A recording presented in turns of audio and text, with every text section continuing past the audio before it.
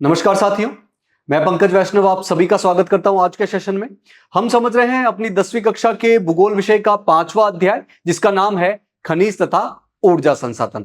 तो अभी तक इस अध्याय में हमने क्या क्या बातें समझी है।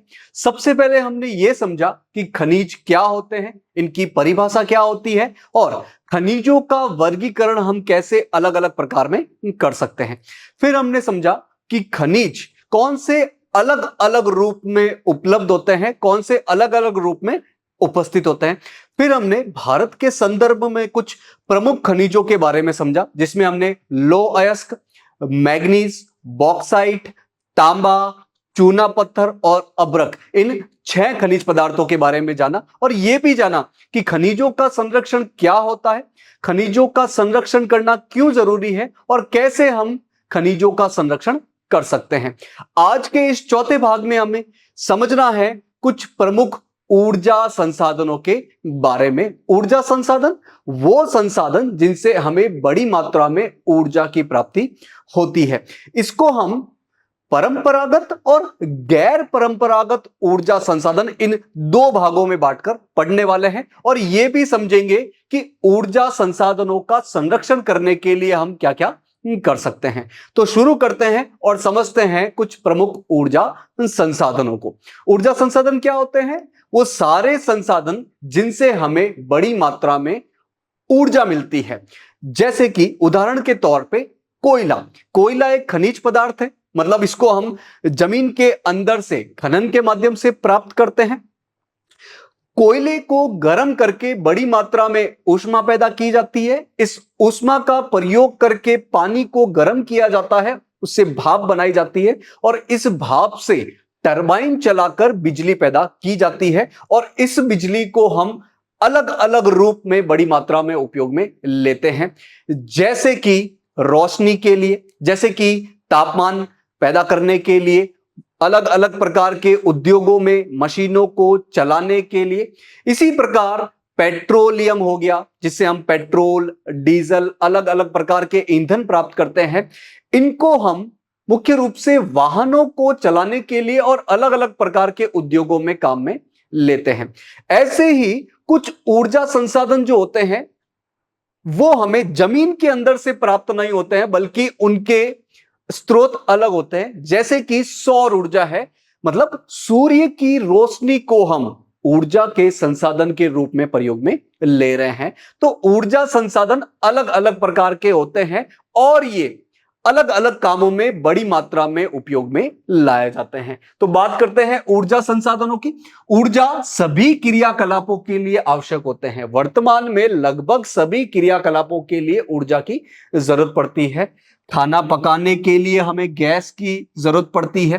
रोशनी और ताप के लिए हमें बिजली और अलग अलग प्रकार के संसाधनों की जरूरत पड़ती है। गाड़ियों को चलाने के लिए हमें अलग अलग प्रकार के ईंधन की जरूरत पड़ती है। उद्योगों में मशीनों को संचालन करने के लिए हमें बिजली की जरूरत पड़ती है। तो ये सब ऊर्जा संसाधनों से ही आते हैं। ऊर्जा संसाधनों से ही हम ऊर्जा प्राप्त करते हैं और इसी ऊर्जा से हम अलग अलग प्रकार के क्रियाकलापों को अंजाम देते हैं। अब इन ऊर्जा संसाधनों का मुख्य रूप से हम 2 भाग में वर्गीकृत कर सकते हैं। पहला है परंपरागत ऊर्जा संसाधन और दूसरा है गैर परंपरागत ऊर्जा संसाधन। परंपरागत ऊर्जा संसाधन जिसको हम बहुत समय से उपयोग में ला रहे हैं, लेकिन ये पर्यावरण को बड़ा नुकसान पहुंचाते हैं। जैसे कि कोयला हो गया, पेट्रोलियम हो गया, प्राकृतिक गैस हो गए, लकड़ी और उपले, ये भी मुख्य रूप से ग्रामीण क्षेत्रों में ऊर्जा के संसाधन है और इनको हम काफी समय से उपयोग में लाते आ रहे हैं। ये परंपरागत ऊर्जा के संसाधन है। दूसरा है गैर परंपरागत ऊर्जा संसाधन, जिसको हम वर्तमान में ज्यादा उपयोग में लेने की कोशिश कर रहे हैं और ये पर्यावरण को ज्यादा नुकसान नहीं पहुंचाते हैं। जैसे कि सौर ऊर्जा है, पवन ऊर्जा है, ज्वारीय ऊर्जा है, बायोगैस है, ये गैर परंपरागत ऊर्जा संसाधन के अंतर्गत आ जाती है। तो एक एक करके हम परंपरागत ऊर्जा संसाधन और गैर परंपरागत ऊर्जा संसाधन को पढ़ने वाले हैं। सबसे पहले है परंपरागत ऊर्जा संसाधन, जिसमें लकड़ी, उपले, कोयला, पेट्रोलियम, प्राकृतिक गैस और विद्युत मुख्य रूप से ये ऊर्जा के संसाधन आते हैं। ये जो लकड़ी और उपले हैं, ये मुख्य रूप से ग्रामीण क्षेत्रों में और दूर दराज के क्षेत्रों में ऊर्जा के संसाधन के रूप में बड़ी मात्रा में काम में लिए जाते हैं। तो मुख्य रूप से ये भारत के जो ग्रामीण हिस्से हैं वहां पर ज्यादा प्रयोग में लाए जाते हैं। इनफैक्ट ग्रामीण घरों में जितनी भी ऊर्जा की आवश्यकता होती है उसका लगभग 70% से भी ज्यादा हिस्सा इन दो साधनों से प्राप्त किया जाता है। लेकिन इन दोनों का ही प्रयोग करना धीरे धीरे कठिन होता जा रहा है। तो चूंकि लकड़ी के ज्यादा प्रयोग करने से वन क्षेत्र घटते हैं, तो धीरे धीरे लकड़ी का उपयोग करना थोड़ा मुश्किल होता जा रहा है।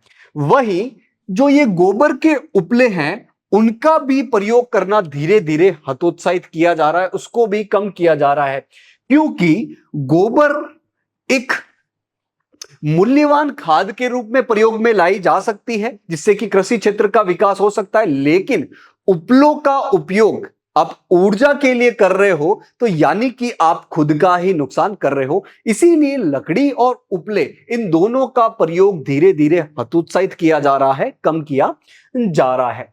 दूसरा है कोयला, जो कि भारत के संदर्भ में सबसे इंपॉर्टेंट ऊर्जा का संसाधन है। कोयले का प्रमुख रूप से, प्राथमिक रूप से उपयोग किया जाता है बिजली बनाने के लिए।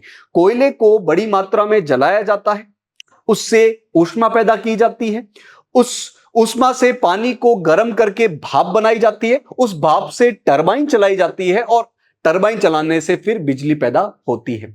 भारत में जितनी भी बिजली पैदा होती है उसका करीब करीब 50 से 60% हिस्सा कोयले के माध्यम से प्राप्त किया जाता है। मतलब बिजली का सबसे ज्यादा हिस्सा आज भी कोयले का उपयोग करके ही किया जा रहा है। तो भारत में कोयला बहुतायत में पाया जाने वाला एक जीवाश्म ईंधन है। भारत में बड़ी मात्रा में कोयला उपलब्ध है और ये एक प्रकार का जीवाश्म ईंधन है। जीवाश्म ईंधन क्या होता है? पेड़ पौधे और जीव जंतुओं के अंश लाखों करोड़ों साल पहले जमीन के नीचे दब गए थे, उससे जो भी ईंधन बनता है उसे हम जीवाश्म ईंधन कहते हैं। जैसे कि कोयला है, पेट्रोलियम है, प्राकृतिक गैस है, ये सभी जीवाश्म ईंधन है। तो कोयला भारत में बहुतायत में पाए जाने वाला एक जीवाश्म ईंधन है। देश की ऊर्जा आवश्यकताओं का महत्वपूर्ण भाग कोयले से ही प्राप्त होता है। भारत अपनी वाणिज्यिक ऊर्जा आवश्यकताओं की पूर्ति के लिए मुख्य रूप से कोयले पर ही निर्भर है। तो वाणिज्यिक रूप से जो भी हम ऊर्जा पैदा करते हैं उसका सबसे बड़ा हिस्सा कोयले से ही प्राप्त होता है। तो कोयले का मुख्य रूप से क्या उपयोग है? ऊर्जा का उत्पादन करना, मुख्य रूप से बिजली का उत्पादन करना। इस बिजली को हम उद्योगों में प्रयोग करते हैं और घरेलू जरूरतों को पूरा करने के लिए भी करते हैं। इस कोयले का निर्माण कैसे होता है? जो पादप पदार्थ है, मतलब जो पेड़ पौधे हैं, वो लाखों वर्षों तक जमीन के नीचे दबे रहे, तापमान और दाब को सहते रहे, तब जाके कोयला बनता है। यानी कि ये एक जीवाश्म ईंधन है। कोयला अलग अलग प्रकार में हमें देखने को मिलता है, मुख्य रूप से गुणवत्ता के आधार पर। तो मुख्य रूप से 4 प्रकार के कोयले हमें देखने को मिलते हैं: एंथ्रासाइट, बिटुमिनस, लिग्नाइट और पीट। एंथ्रासाइट सबसे बढ़िया कोयला है। मतलब यदि हमें एंथ्रासाइट कोयला मिल गया तो इसको यदि हम जलाएं तो ये धुआं कम देगा और ऊर्जा ऊष्मा ज्यादा देगा। ये जो पीट कोयला है ये सबसे घटिया प्रकार का कोयला है। यानी कि यदि हमें पीट कोयला मिल जाए, इसको हम जलाएं तो ये ऊर्जा ऊष्मा तो कम देगा, धुआं बहुत ज्यादा देगा। तो गुणवत्ता के हिसाब से कोयले के 4 प्रकार: एंथ्रासाइट, बिटुमिनस, लिग्नाइट और पीट। तो ये जो एंथ्रासाइट है ये एक कठोर कोयला है और सबसे बढ़िया गुण वाला कोयला है। दूसरा प्रकार का कोयला है बिटुमिनस। भारत में सबसे ज्यादा कौन सा कोयला मिलता है? ये बिटुमिनस कोयला ही मिलता है। क्वालिटी, गुणवत्ता में ये एंथ्रासाइट के बाद आता है, लेकिन ये भी ठीक ठाक कोयला है और मुख्य रूप से ये वाणिज्यिक प्रयोग में लिया जाता है। वाणिज्यिक प्रयोग में सबसे ज्यादा प्रयोग किया जाने वाला कोयला कौन सा है? बिटुमिनस। मुख्य रूप से इसका उपयोग बिजली उत्पादन करने के लिए और उद्योगों में ऊर्जा के लिए किया जाता है। इसमें जो हाई क्वालिटी का बिटुमिनस कोयला होता है उसे धातु शोधन कोयला कहते हैं और मुख्य रूप से ये लोहे के प्रगलन में काम में आता है। तीसरे प्रकार का कोयला है लिग्नाइट। ये थोड़ा निम्न क्वालिटी का है, भूरा कोयला है, मुलायम होता है, इसमें नमी ज्यादा होती है और मुख्य रूप से ये तमिलनाडु के नेवेली में हमें ज्यादा देखने को मिलता है। सबसे घटिया कोयला है पीट, जिसमें कार्बन की मात्रा कम होती है, नमी ज्यादा होती है, यानी कि इसको आप जलाओगे तो ऊर्जा ऊष्मा तो कम देगा लेकिन धुआं बहुत ज्यादा देगा, यानी कि इसकी ताप क्षमता जो है वो बहुत कम है। बात करते हैं कि भारत में कोयला कैसे अलग अलग प्रकार में बांटा जा सकता है यदि हम आयु के आधार पर बात करें तो मुख्य रूप से आयु के आधार पर हमें दो प्रकार के शैल क्रमों में भारत में कोयला दिखता है, एक तो गोंडवाना और दूसरा टर्शरी। ये जो गोंडवाना कोयला है ये पुराना है और टर्शरी जो है वो गोंडवाना के मुकाबले थोड़ा नया है। तो गोंडवाना कोयला की आयु की बात की जाए तो ये 200 लाख वर्ष से भी ज्यादा पुराना है। इसके प्रमुख रूप से संसाधन जो है वो दामोदर घाटी में स्थित है। ये दामोदर घाटी कहां पर है? ये मुख्य रूप से पश्चिम बंगाल और झारखंड में है। ये जो गोंडवाना कोयला है ये मुख्य रूप से धातु शोधन कोयला है। इस गोंडवाना कोयला के प्रमुख क्षेत्र कौन कौन से हैं? झरिया, रानीगंज और बोकारो। आयु के आधार पर भारत में पाया जाने वाला दूसरा प्रकार का कोयला है टर्शियरी कोयला, जिसकी आयु लगभग 55 लाख वर्ष से ज्यादा है, यानी कि गोंडवाना कोयला के मुकाबले ये थोड़ा नया है। मुख्य रूप से ये भारत के उत्तर पूर्वी राज्यों में देखने को मिलता है, जिसमें असम, अरुणाचल प्रदेश, नागालैंड, मेघालय ये महत्वपूर्ण राज्य है यदि हम टर्शियरी कोयले की बात करें। भारी उद्योग और जो ताप विद्युत ग्रह होते हैं, ताप विद्युत ग्रह मतलब जिन विद्युत ग्रहों में मुख्य रूप से जीवाश्म ईंधन का प्रयोग करके बिजली पैदा की जाती है और उसमें भी कोयले का सबसे ज्यादा उपयोग किया जाता है, वो ताप विद्युत ग्रह है। तो जो भारी भारी उद्योग होते हैं और ताप विद्युत ग्रह है वो कोयला क्षेत्रों के आसपास ही स्थापित किए जाते हैं। जहां पर कोयला बड़ी मात्रा में मिलता है उसी के आसपास ये भारी उद्योग और ताप विद्युत ग्रह हमें देखने को मिल जाएंगे। इसका कारण क्या है? इसका कारण है ये जो कोयला होता है वो स्थूल पदार्थ है, मतलब इसका हम प्रयोग करेंगे तो धीरे धीरे इसका भार कम होता जाएगा क्योंकि इसका एक बड़ा हिस्सा राख में बदल जाएगा। इसीलिए जहां पर कोयला मिलता है उसी के आसपास ही भारी भारी उद्योग और ताप विद्युत ग्रह स्थापित किए जाते हैं। दूसरा परंपरागत ऊर्जा का संसाधन है पेट्रोलियम। इसे खनिज तेल भी कहा जाता है। इसको भी हम जमीन के अंदर से खनन के माध्यम से ही प्राप्त करते हैं। कोयले के बाद भारत में ऊर्जा का जो दूसरा प्रमुख साधन है वो पेट्रोलियम ही है। पेट्रोलियम से हमें ताप और प्रकाश के लिए ईंधन मिलता है। इसके अलावा मशीनों में घर्षण को कम करने के लिए स्नेहक पदार्थ भी बनाते हैं हम पेट्रोलियम से, और अलग अलग प्रकार के जो विनिर्माण उद्योग, फैक्ट्रियां हैं, उनको कच्चा माल इस पेट्रोलियम से हमें देखने को मिलता है। पेट्रोलियम जमीन के अंदर से जब हम प्राप्त करते हैं तो बहुत गंदे रूप में होता है, कच्चे रूप में होता है। इसको पेट्रोल, डीजल, हवाई जहाज में भरे जाने वाले ईंधन, अलग अलग प्रकार के रासायनिक पदार्थों में बदलने के लिए इसका शोधन करना पड़ता है, इसका रिफाइन करना पड़ता है, जो कि रिफाइनरी में होता है, हिंदी में जिसे कहा जाता है तेल शोधनशालाएं। तो इन तेल शोधनशालाओं से इस कच्चे तेल को रिफाइन करके अलग अलग प्रकार के उत्पाद बनाए जाते हैं और अलग अलग प्रकार के उद्योगों में उन्हें भेजा जाता है। तो इसीलिए तेल शोधनशालाओं को अलग अलग उद्योगों के लिए नोडीय बिंदु के रूप में हम देख सकते हैं। तो चाहे वो संश्लेषित वस्त्र उद्योग, आर्टिफिशियल जो कपड़े हैं उन उद्योगों की बात करें या उर्वरक उद्योगों की बात करें और अलग अलग प्रकार के अगणित रसायन उद्योगों की बात करें, तो उन सब के लिए कच्चा माल मुख्य रूप से इन्हीं रिफाइनरी, इन्हीं तेल शोधनशालाओं से जाता है। बात करते हैं कि भारत में पेट्रोलियम की उपस्थिति कहां कहां पर है। भारत में पेट्रोलियम मुख्य रूप से कहां कहां हमें देखने को मिलते हैं। तो भारत में अधिकांश पेट्रोलियम की जो उपस्थिति है वो टर्शरी युग की चट्टानिक संरचनाओं में हमें देखने को मिलती है और उसमें ये अपनति और भ्रंश ट्रैप में होता है। वलन, अपनति और गुंबदों वाले प्रदेशों में ये उद्वलन के शीर्ष में भी ट्रैप हुआ होता है। तेल धारक जो परत है वो सरंध्र चूना पत्थर या बालू पत्थर में होती है, जो कि मुख्य रूप से अवसादी चट्टानों का एक रूप है और इसी में से ये तेल प्रवाहित होता है। इसके बीच में जो असंरंध्र परतें होती है, मतलब जिसके अंदर कोई गैप नहीं होता है, वो इस तेल को ऊपर उठने या नीचे रिसने से रोकती है। यानी कि जो पेट्रोलियम है वो संरंध्र और असंरंध्र चट्टानों के बीच में ब्रंश ट्रैप में पाया जाता है। पेट्रोलियम जहां मिलेगा उसके आसपास आपको प्राकृतिक गैस भी देखने को मिल जाएगा, और ये जो प्राकृतिक गैस है वो इस पेट्रोलियम, इस कच्चे तेल के ऊपर होती है, क्योंकि ये जो प्राकृतिक गैस है वो पेट्रोलियम यानी कि कच्चे तेल से थोड़ी हल्की होती है।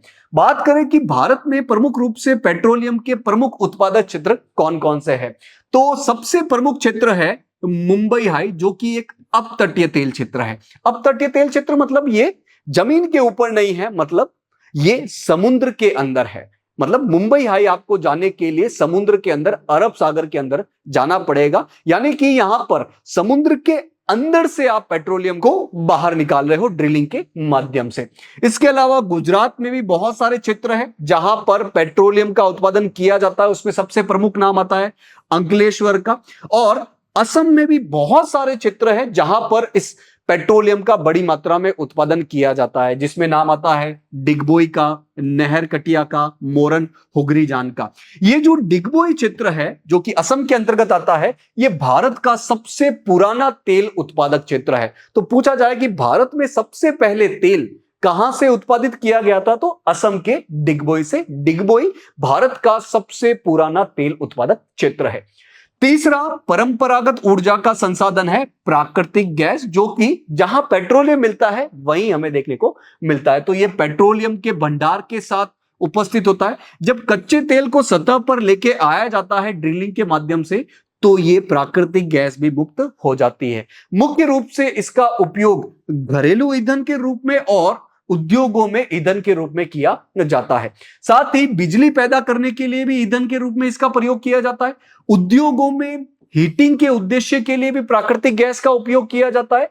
इसके अलावा रासायनिक, पेट्रोकेमिकल और उर्वरक उद्योगों में कच्चे माल के रूप में भी प्राकृतिक गैस यानी कि नेचुरल गैस का बड़ी मात्रा में उपयोग में किया जा रहा है।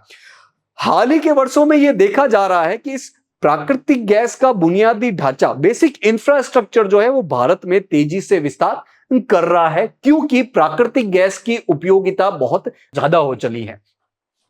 तो भारत में क्रॉस कंट्री पाइपलाइनों का विस्तार होता जा रहा है। पहले ये सिर्फ 1700 किलोमीटर था, अब ये धीरे धीरे बढ़कर 18,500 किलोमीटर से भी बढ़ गया है। बात करें गैस ग्रिड के रूप में, तो ये जल्द ही 34,000 किलोमीटर से भी अधिक तक पहुंचने की संभावना है।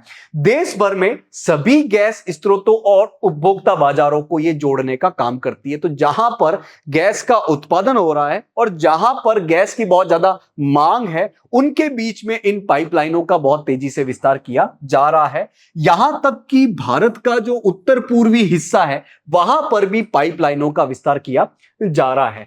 गैस का जो बुनियादी ढांचा है यानी कि बेसिक इंफ्रास्ट्रक्चर है, उसमें विस्तार और स्थानीय शहर गैस वितरण, जिसे सीओडी कहा जाता है, उस नेटवर्क के विस्तार के साथ साथ प्राकृतिक गैस जो है वो पसंदीदा परिवहन ईंधन, जिसे हम सीएनजी के रूप में जानते हैं, साथ ही घरों में खाना पकाने के ईंधन के रूप में जिसे हम पीएनजी के रूप में जानते हैं, धीरे धीरे प्राकृतिक गैस की जो उपयोगिता है इन क्षेत्रों में बहुत ज्यादा बढ़ रही है। तो प्राकृतिक गैस बेसिक इंफ्रास्ट्रक्चर बढ़ने की वजह से बहुत ज्यादा उपयोग में लाया जा रहा है। बात करते हैं कि प्राकृतिक गैस के प्रमुख भंडार भारत में कहां कहां पर है, तो पश्चिमी तट पर और पूर्वी तट पर हमें अलग अलग क्षेत्रों में प्राकृतिक गैस के भंडार देखने को मिलते हैं। तो ये जो मुंबई हाई वाला क्षेत्र है अरब सागर की तरफ, और इससे जुड़े अन्य संबंधित क्षेत्र है, यहां पर प्राकृतिक गैस के भंडार हमें देखने को मिलते हैं। और यहीं पर स्थित खंबात बेसिन में जो प्राकृतिक गैस के भंडार पाए जाते हैं वो इन क्षेत्रों को संपूरित करते हैं गैस का। वहीं पूर्वी तट पर जो कृष्णा नदी और गोदावरी नदी है उसके बेसिन क्षेत्र में भी प्राकृतिक गैस, नेचुरल गैस के हमें भंडार देखने को मिलते हैं। एक इंपॉर्टेंट पाइपलाइन का नाम आता है भारत के नक्शे पर, जिसका नाम है HVJ पाइपलाइन। पूरा नाम है हजीरा विजयपुर जगदीशपुर पाइपलाइन। हजीरा गुजरात में है, विजयपुर मध्य प्रदेश में है और जगदीशपुर जो है वो उत्तर प्रदेश में है। तो हजीरा, विजयपुर और जगदीशपुर को जोड़ने वाली एक पाइपलाइन है जो कि करीब करीब 1700 किलोमीटर लंबी है। और इसको किसने बनाया है? गेल ने बनाया है। गेल मतलब gas authority of India limited. मुख्य रूप से ये मुंबई हाई वाला जो प्राकृतिक गैस वाला क्षेत्र है और जो बसीन गैस क्षेत्र है उसको भारत का जो उत्तरी हिस्सा है और जो पश्चिमी हिस्सा है वहां पर अलग अलग प्रकार के जो उर्वरक बनाने वाले उद्योग है, बिजली उद्योग है और अलग अलग प्रकार के जो औद्योगिक परिसर है उनको जोड़ने का काम करती है ये HVJ, हजीरा विजयपुर जगदीशपुर पाइपलाइन। बात करते हैं नेक्स्ट परंपरागत ऊर्जा संसाधन की, जो कि है विद्युत, आसान भाषा में जिसे कहा जाता है बिजली। तो आधुनिक समय में तो विद्युत के बहुत ज्यादा अनुप्रयोग है, चाहे हम रोशनी की बात करें, ताप की बात करें, एसी की बात करें, कूलर की बात करें, हीटर की बात करें, उद्योगों में मशीन चलाने की बात करें, या फिर आज बहुत ज्यादा इलेक्ट्रिक व्हीकल का उपयोग हो रहा है तो उसको चार्ज करने की बात करें, तो इन सभी क्षेत्रों में विद्युत का उपयोग बहुत ज्यादा हो चला है। विद्युत का प्रति व्यक्ति उपभोग ये विकास का सूचकांक माना जाता है। मतलब जिस क्षेत्र में, जिस देश में जितना बिजली का ज्यादा उपयोग होगा, ऐसा माना जाता है कि वो विकास के मामले में आगे है। मुख्य रूप से बिजली को हम दो प्रकार से उत्पन्न करते हैं, एक तो जल के माध्यम से और एक ताप के माध्यम से। एक एक करके इन दोनों के बारे में बेसिक बातें समझ लेते हैं। सबसे पहले है जल विद्युत। जल विद्युत मतलब बांधों में पानी को जमा किया जाता है, फिर धीरे धीरे इस पानी को छोड़ा जाता है। जब पानी छोड़ रहे होते हैं तो नीचे लगाया जाता है टरबाइन। तो पानी की गति की वजह से ये टरबाइन घूमता है और टरबाइन घूम गया तो बिजली पैदा हो जाएगी। इस प्रकार से जो बिजली पैदा होती है उसे बोला जाता है जल विद्युत। तो तेज बहते जल से हाइड्रो टरबाइन चलाकर बिजली का उत्पादन करना क्या कहलाता है? जल विद्युत। और ये एक इंपॉर्टेंट नवीकरणीय संसाधन है, इसका हम लगातार उपयोग कर सकते हैं। तो इस फोटो में आप देख सकते हो कि कैसे बांधों के पानी को धीरे धीरे छोड़ा जाता है। इसकी गति से यहां पर जो टरबाइन है वो घूम रहा है और इस टरबाइन के घूमने से बिजली पैदा हो रही है, जिसे बोला जाता है जल विद्युत। तो इसको पैदा करने के लिए भारत में बहुत सारी बहुउद्देशीय परियोजनाएं हैं जो कि अलग अलग कामों के साथ साथ विद्युत ऊर्जा भी पैदा करती है, जिसमें हम भाखड़ा नांगल का नाम देख सकते हैं, दामोदर घाटी कॉरपोरेशन का नाम देख सकते हैं जो कि झारखंड और पश्चिम बंगाल में है, और असम में कोपिली हाइडल परियोजना का नाम देख सकते हैं। ऐसी बहुत सारी बहुउद्देशीय नदियां परियोजना है जहां से हम बड़ी मात्रा में जल विद्युत पैदा करते हैं। विद्युत का दूसरा पैदा करने का तरीका है ताप विद्युत। ये जो जीवाश्म ईंधन है उसका प्रयोग करके यदि हम बिजली पैदा करते हैं तो उसे बोला जाता है ताप विद्युत।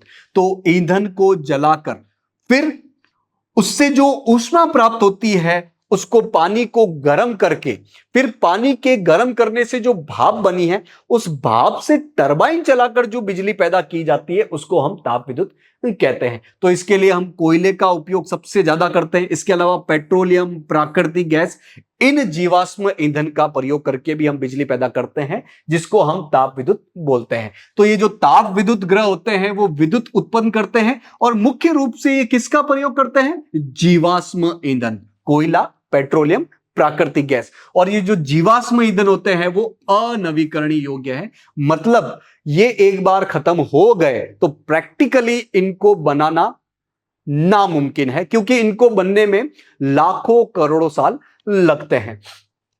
तो ये थे सारे परंपरागत ऊर्जा के संसाधन। आगे बढ़ते हैं, ऊर्जा संसाधनों का दूसरा रूप देखते हैं, गैर परंपरागत ऊर्जा संसाधन, जो कि वर्तमान समय में ज्यादा उपयोग में लाने की कोशिश की जा रही है। इसमें नाम आता है सौर ऊर्जा का, पवन ऊर्जा का, ज्वारीय ऊर्जा का, भूतापीय ऊर्जा का, बायोगैस का और परमाणु ऊर्जा का। एक एक करके इन सारे ऊर्जा स्रोतों के बारे में हम बात करते हैं। सबसे पहले हम यह देखते हैं कि नवीकरणीय ऊर्जा स्रोतों की आवश्यकता क्यों पड़ रही है, इन गैर परंपरागत ऊर्जा स्रोतों की आवश्यकता क्यों पड़ रही है। क्योंकि जीवाश्म ईंधन पे निर्भरता में बहुत ज्यादा तेजी से वृद्धि हो रही है। ये जो जीवाश्म ईंधन है, कोयला, पेट्रोलियम और प्राकृतिक गैस, इन पर बहुत ज्यादा निर्भरता बढ़ती ही जा रही है। क्यों? क्योंकि ऊर्जा का उपभोग लगातार बढ़ता ही जा रहा है। भाई जनसंख्या बहुत तेजी से बढ़ रही है और प्रति व्यक्ति उपभोग भी बढ़ता जा रहा है, यानी कि ऊर्जा का ओवरऑल उपभोग बढ़ रहा है। और ऊर्जा का उपभोग बढ़ेगा तो इन जीवाश्म ईंधन पर निर्भरता में वृद्धि भी आएगी। और ये जीवाश्म ईंधन अभी हमने देखा कि ये अनवीकरणीय है, मतलब ये अगर हम इसी गति से प्रयोग करते रहे तो निकट भविष्य में खत्म हो जाएंगे। तो इसीलिए हमें गैर परंपरागत ऊर्जा संसाधन या नवीकरणीय ऊर्जा संसाधनों को उपयोग में ज्यादा लेने की जरूरत है।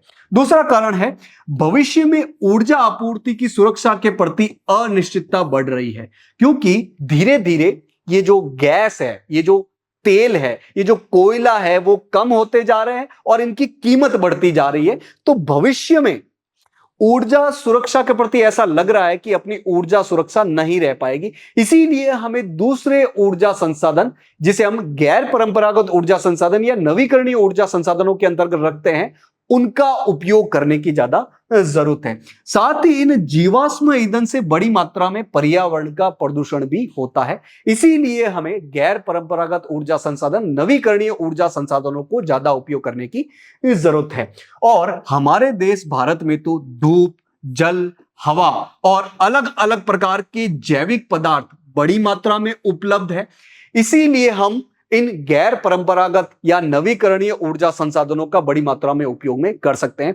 और सरकार ने इन ऊर्जा संसाधनों का विकास करने के लिए अलग अलग परियोजनाएं भी चला रखी है। तो एक एक करके इन गैर परंपरागत ऊर्जा संसाधनों के बारे में बात कर लेते हैं। सबसे पहले है परमाणु ऊर्जा, जिसे हम आणविक ऊर्जा भी कहते हैं। तो अणुओं की संरचना को बदलने से ऊष्मा निकलती है और उस ऊष्मा को हम ऊर्जा के रूप में प्रयोग करते हैं, उसको बोला जाता है परमाणु ऊर्जा।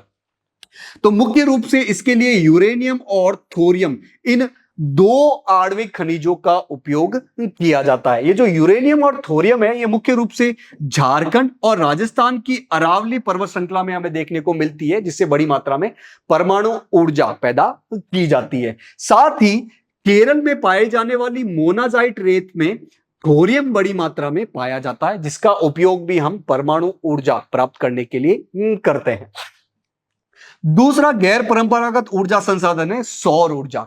सूर्य की रोशनी का उपयोग करके हम बिजली पैदा कर रहे हैं, उसे बोला जाता है सौर ऊर्जा। तो भारत एक उष्णकटिबंधीय देश है, मतलब भारत में वर्ष के अधिकतर समय में सूर्य की रोशनी मिलती है, अच्छी खासी रोशनी मिलती है, जिसका उपयोग हम सौर ऊर्जा पैदा करने के लिए कर सकते हैं। ये जो सौर ऊर्जा है, मुख्य रूप से ग्रामीण और जो दूर दराज के क्षेत्र है, उसमें तेजी से लोकप्रिय हो रही है। इस सौर ऊर्जा से बिजली बनाने के लिए एक इंपॉर्टेंट टेक्निक का नाम आता है, एक इंपॉर्टेंट प्रौद्योगिकी का नाम आता है फोटोवोल्टिक प्रौद्योगिकी, जो कि सूर्य की रोशनी को, सूर्य की ऊष्मा को सीधा बिजली में बदल देती है। हमने बहुत सारे घरों पर, बहुत सारे फैक्ट्रियों के ऊपर, बहुत सारे सरकारी कार्यालय के ऊपर देखा होगा, एक आसमानी कलर की प्लेटें होती हैं बड़ी बड़ी। तो यही है फोटोवोल्टिक प्रौद्योगिकी, जिससे हम सूर्य से मिलने वाली ऊष्मा को सीधा बिजली में पैदा करते हैं। जो बड़े बड़े सौर ऊर्जा संयंत्र है, वो भारत में स्थापित किए जा रहे हैं। तो ऐसे बड़े बड़े सौर ऊर्जा संयंत्रों से क्या लाभ हो रहा है? एक तो उपलों और लकड़ी पर निर्भरता कम हो रही है, मुख्य रूप से ग्रामीण और दूर दराज के क्षेत्रों में। साथ ही पर्यावरण संरक्षण में भी योगदान आ रहा है। भाई आप लकड़ी नहीं जलाओगे, उपले नहीं जलाओगे तो धुआं कम होगा, और साथ ही आप लकड़ी का उपयोग कर रहे हो, यानी कि आप पेड़ों को ज्यादा काट रहे हो। तो सौर ऊर्जा का प्रयोग करके हम पेड़ों को भी बड़ी मात्रा में बचा सकते हैं। और यदि हम उपलों को नहीं जलाएंगे तो इस उपलों का उपयोग हम कृषि क्षेत्र में खाद के रूप में भी बड़ी मात्रा में कर सकते हैं, जो कि कृषि के विकास के लिए बहुत ज्यादा हेल्पफुल रहेगी। नेक्स्ट ऊर्जा का संसाधन है पवन ऊर्जा। जिन क्षेत्रों में ज्यादा हवा चलती है, वहां पर ऐसे बड़ी बड़ी पवन चक्कियां लगाई जाती है। हवा के माध्यम से ये तेज तेज घूमेगी। इन पवन चक्कियों के घूमने से इनके नीचे जो टरबाइन लगा है वो भी घूमेगा और टरबाइन घूम गया तो बिजली पैदा हो जाएगी। तो इस प्रकार से बिजली जो उत्पादित होती है उसे बोला जाता है पवन ऊर्जा। तो भारत में पवन ऊर्जा के उत्पादन की बहुत ज्यादा संभावना है और मुख्य रूप से पवन ऊर्जा फार्म की जो विशालतम पेटी हमें देखने को मिलती है वो दक्षिण भारत के तमिलनाडु राज्य में नागरकोइल से लेकर मदुरई में देखने को मिलती है। इसके अलावा गुजरात, महाराष्ट्र, कर्नाटक, आंध्र प्रदेश, केरल, यहां पर भी बड़े बड़े पवन ऊर्जा के फार्म हमें देखने को मिलते हैं। तो तमिलनाडु का नागरकोइल वाला क्षेत्र और राजस्थान का जैसलमेर वाला क्षेत्र जो है वो पवन ऊर्जा के प्रभावी प्रयोग के लिए बहुत ज्यादा फेमस है। यहां पर बड़ी मात्रा में पवन ऊर्जा के माध्यम से बिजली पैदा की जा रही है। नेक्स्ट गैर परंपरागत ऊर्जा का संसाधन है बायोगैस। ये जो जैविक पदार्थ है, जैसे कि कृषि में पैदा होने वाला अपशिष्ट है, जो मानवों का अपशिष्ट है, तो इन अपशिष्टों का उपयोग करके यानी कि जैविक अपशिष्टों का उपयोग करके हम बड़ी मात्रा में गैस पैदा कर रहे हैं जिसे बोला जाता है बायोगैस। तो जैविक पदार्थों के अपघटन से गैस बड़ी मात्रा में उत्पन्न होती है जिसको हम ऊर्जा के संसाधन के रूप में उपयोग में ले रहे हैं। तो जैविक पदार्थों के अंतर्गत जो कृषि से आने वाले अपशिष्ट है, पशुओं और मानव जनित जो अपशिष्ट है उसको हम बड़ी मात्रा में उपयोग में ला रहे हैं। इस प्रकार ये जो बायोगैस है उसकी तापीय क्षमता बहुत ज्यादा होती है और इस प्रकार के जो बायोगैस प्लांट है, बायोगैस संयंत्र है, वो निजी स्तर पे भी लगाए जा रहे हैं, सहकारिता स्तर पे भी लगाए जा रहे हैं और नगर पालिका, नगर परिषद, नगर निगम इन स्तर पर भी लगाए जा रहे हैं। ये जो गोबर गैस प्लांट होते हैं उसमें मुख्य रूप से पशुओं के गोबर का उपयोग किया जाता है और गोबर गैस बनाई जाती है, यानी कि इससे हम ऊर्जा भी प्राप्त कर रहे हैं और साथ ही जो पीछे बचा हुआ हिस्सा होता है वो अपने खेती में अच्छे खाद के रूप में, अच्छे उर्वरक के रूप में भी उपयोग में लाया जा रहा है। तो इस प्रकार ये जो बायोगैस है, गोबर गैस है, वो पशुओं के गोबर का सबसे बढ़िया उपयोग है। ऊर्जा तो मिल ही रही है, हमें दूसरी तरफ खाद भी देखने को मिल रही है। और साथ ही यदि आप पशुओं के गोबर का उपयोग इस प्रकार ऊर्जा के स्रोत में कर रहे हो, यानी कि आप उपले और लकड़ी का उपयोग कम कर रहे हो, जो कि कृषि के लिए भी बढ़िया है और पर्यावरण के लिए भी बढ़िया है। नेक्स्ट गैर परंपरागत ऊर्जा का संसाधन है ज्वारीय ऊर्जा। ये ज्वारीय ऊर्जा क्या होती है? महासागर, बड़े बड़े समुद्र का पानी लगातार अलग अलग तरीके से मूव करता रहता है, उसमें एक मूवमेंट है ज्वार भाटा, यानी कि नियमित रूप से समुद्र और महासागर का पानी ऊपर नीचे होता है। तो जब उच्च ज्वार आती है, यानी कि पानी जब ऊपर बढ़ता है, तो हम समुद्र के सहारे एक संरचना बनाकर उस पानी को अंदर ले लेते हैं और जब ये ज्वार नीचे गिर जाएगी तब हम इस पानी को बाहर नहीं जाने देंगे कुछ संरचना के माध्यम से। फिर इस संरचना में जो पानी इकट्ठा हो गया है उसको एक पाइप द्वारा धीरे धीरे समुद्र की तरफ वापस डाला जाता है और बीच में लगाया जाएगा टरबाइन। तो इस पानी के जाने से ये टरबाइन तेजी से घूमेगा और टरबाइन तेजी से घूम गया तो बिजली पैदा हो जाएगी। तो महासागरीय तरंगों का प्रयोग विद्युत उत्पादन के लिए किया जा सकता है जिसे हम ज्वारीय ऊर्जा कहते हैं। तो संकरी खाड़ी के आर पार बाढ़ द्वार बनाकर हम बांध बनाते हैं समुद्र के सहारे ही। जब उच्च ज्वार आती है, मतलब पानी जब ऊपर बढ़ता है, तो इस संकरी खाड़ी नुमा प्रवेश द्वार से पानी भीतर की तरफ आता है और द्वार बंद हो जाने पर यह पानी बांध में ही रह जाता है। और जब इस ज्वार का पानी नीचे उतर जाएगा, यानी कि बाढ़ द्वार के बाहर ज्वार उतर जाएगा, तो बांध के पानी को इसी के रास्ते पाइप द्वारा समुद्र की तरफ बहाया जाता है, जो कि इसे ऊर्जा उत्पादक टरबाइन की तरफ लेके जाता है। तो बीच में हम लगा देंगे टरबाइन और जब ये पानी बहुत तेजी से वापस समुद्र की तरफ जाएगा तो इससे ये टरबाइन घूमेगी और बिजली पैदा हो जाएगी। इसको इस फोटो के माध्यम से समझते हैं। ये है समुद्र वाला हिस्सा और इस समुद्र के सहारे हम छोटी सी संरचना बना दी है जिसको हम छोटा सा बांध कह सकते हैं। जब उच्च ज्वार आएगी, इसका पानी जब ऊपर बढ़ेगा तो ये पानी इस संरचना में आ जाएगा और जब ज्वार गिर जाएगी, पानी नीचे गिर जाएगा, तो हम इस पानी को बाहर नहीं जाने देंगे। अब धीरे धीरे इस पानी को इस गेट के माध्यम से, इस गेट को खोलकर समुद्र की तरफ जाने देंगे और बीच में हम लगा देंगे टरबाइन। ये पानी जब जाएगा बहुत तेजी से तो उससे ये टरबाइन घूमेगी और टरबाइन के घूमने से अपनी बिजली पैदा हो जाएगी, जिसे बोला जाता है ज्वारीय ऊर्जा। तो भारत में ज्वारीय तरंगों द्वारा ऊर्जा उत्पन्न करने की आदर्श दशाएं जो है वो मुख्य रूप से गुजरात के खंबात की खाड़ी और कच्छ की खाड़ी में मिलती है। साथ ही पश्चिम बंगाल वाला जो सुंदरबन वाला क्षेत्र है, इसमें जो गंगा डेल्टा वाला क्षेत्र है, यहां पर इस ज्वारीय ऊर्जा की आदर्श दशाएं हमें देखने को मिलती है। नेक्स्ट गैर परंपरागत ऊर्जा का संसाधन है भूतापीय ऊर्जा। भूतापीय ऊर्जा मतलब भूमि के अंदर के तापमान का उपयोग हम ऊर्जा पैदा करने के लिए कर रहे हैं। जमीन के जैसे जैसे आप नीचे जाओगे गर्मी बढ़ती जाएगी।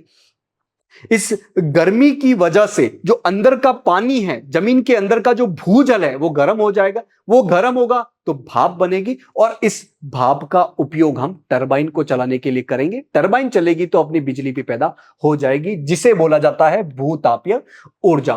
तो पृथ्वी के आंतरिक भागों से ताप का प्रयोग करके हम बिजली पैदा करते हैं, जिसे बोला जाता है भूतापीय ऊर्जा। पृथ्वी की गहराई बढ़ने के साथ साथ उसके आंतरिक भाग के लगातार गर्म होने के कारण भूतापीय ऊर्जा का अस्तित्व आता है। और जहां पर भूतापीय प्रवणता ज्यादा होती है वहां पर उथली गहराइयों में भी ज्यादा तापमान देखने को मिल जाएगा। तो किसी किसी क्षेत्र में आपको कम गहराई में भी ज्यादा तापमान देखने को मिल जाएगा। तो भूमिगत जल, भूमि के अंदर जो पानी होता है, वो इस चट्टानों से ऊष्मा को अवशोषित कर लेगा। ऊष्मा को अवशोषित कर लेगा तो ये पानी गर्म हो जाएगा। पानी गर्म होगा तो भाप बनेगी। इसी भाप से हम टरबाइन चलाएंगे और बिजली पैदा कर लेंगे। तो भारत में भूतापीय ऊर्जा परियोजनाएं मुख्य रूप से 2 क्षेत्रों में चलाई जा रही है। ऐसे बहुत सारे झरने हैं, गर्म पानी के झरने हैं जमीन के अंदर, जिसका प्रयोग इस भूतापीय ऊर्जा को उत्पन्न करने के लिए किया जा सकता है। तो भूतापीय ऊर्जा के दोहन के लिए भारत में प्रमुख रूप से 2 प्रायोगिक परियोजनाएं शुरू की गई है। एक तो लद्दाख वाले क्षेत्र में और एक हिमाचल वाले क्षेत्र में। हिमाचल में मणिकरण के निकट पार्वती घाटी में और लद्दाख में पूगा घाटी में इस प्रकार के प्रायोगिक परियोजनाएं, भूतापीय ऊर्जा के लिए प्रायोगिक परियोजनाएं शुरू की गई है।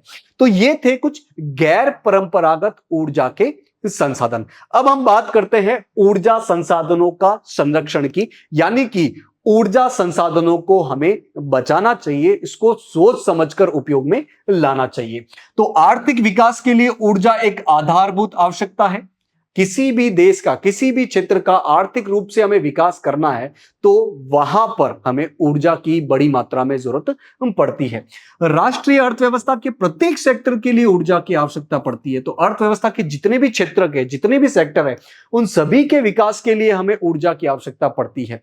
जैसे कि हम कृषि क्षेत्र का विकास करना चाहे या उद्योगों का विकास करना चाहे या सेवा क्षेत्र का विकास करना चाहे, अर्थव्यवस्था के सभी क्षेत्रों के विकास करने के लिए हमें ऊर्जा की बड़ी मात्रा में आवश्यकता होती है।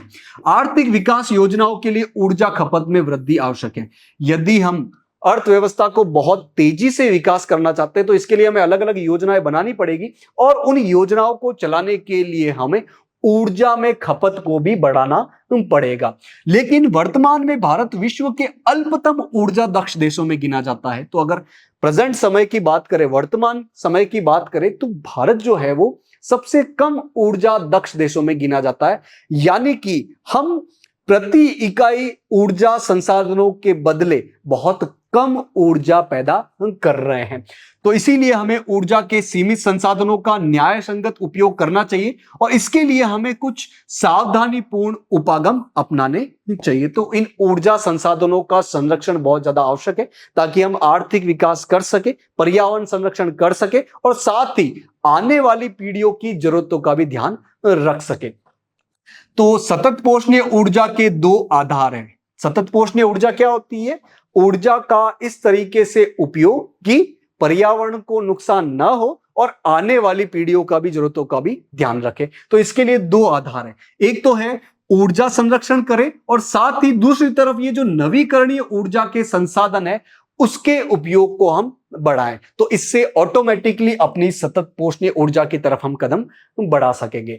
अब बात करते हैं कि हम व्यक्तिगत स्तर पर, पर्सनल स्तर पर हम कैसे ऊर्जा संरक्षण कर सकते हैं। तो कुछ उपाय बताए गए हैं।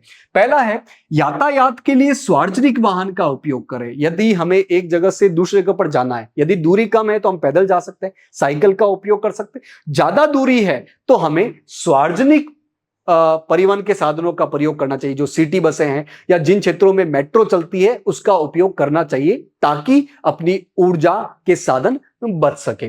दूसरा है, जब आप बिजली के उपकरण प्रयोग नहीं कर रहे हो तो उसे बंद कर देना चाहिए। आप किसी कमरे में हो, उस कमरे में ट्यूबलाइट जल रही है, पंखे चल रहे हैं, एसी चल रही है, टीवी चल रही है, यदि आप उसका उपयोग नहीं कर रहे हो, उस कमरे को छोड़कर बाहर चले गए हो, तो इन सारे उपकरणों को बंद कर देना चाहिए, ताकि अपने ऊर्जा संसाधन बच सके।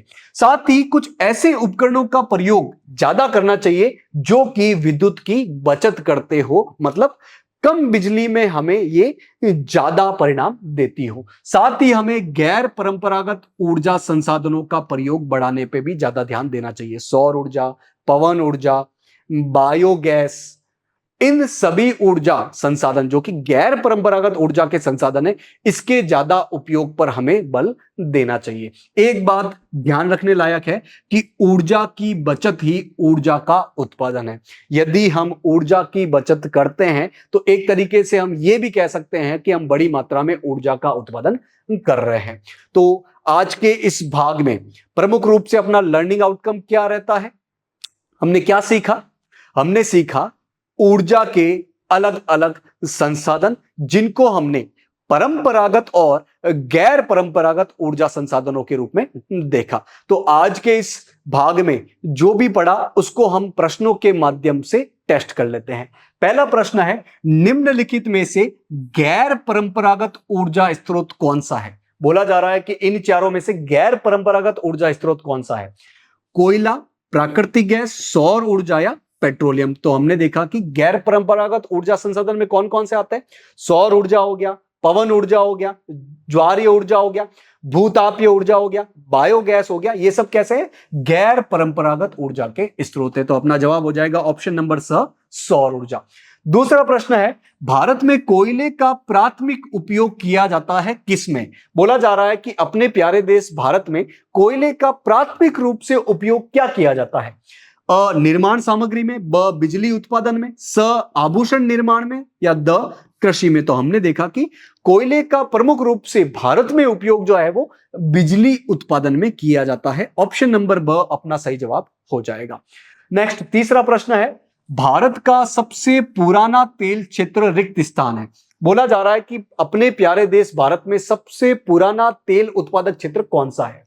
अ, अंकलेश्वर, ब, मुंबई हाई, स, डिगबोई, द, विशाखापट्टनम। तो हमने देखा असम में स्थित डिगबोई तेल क्षेत्र जो है वो भारत का सबसे पुराना, यानी कि भारत का सबसे पहला तेल उत्पादक क्षेत्र है। ऑप्शन नंबर स अपना सही जवाब हो जाएगा। तो इन प्रश्नों के माध्यम से आज जो भी पढ़ा उसको हमने टेस्ट भी कर लिया है। आशा है आज जो भी पढ़ा आपको समझ में आया होगा। आज के सेशन से जुड़ने के लिए आप सभी का बहुत बहुत धन्यवाद।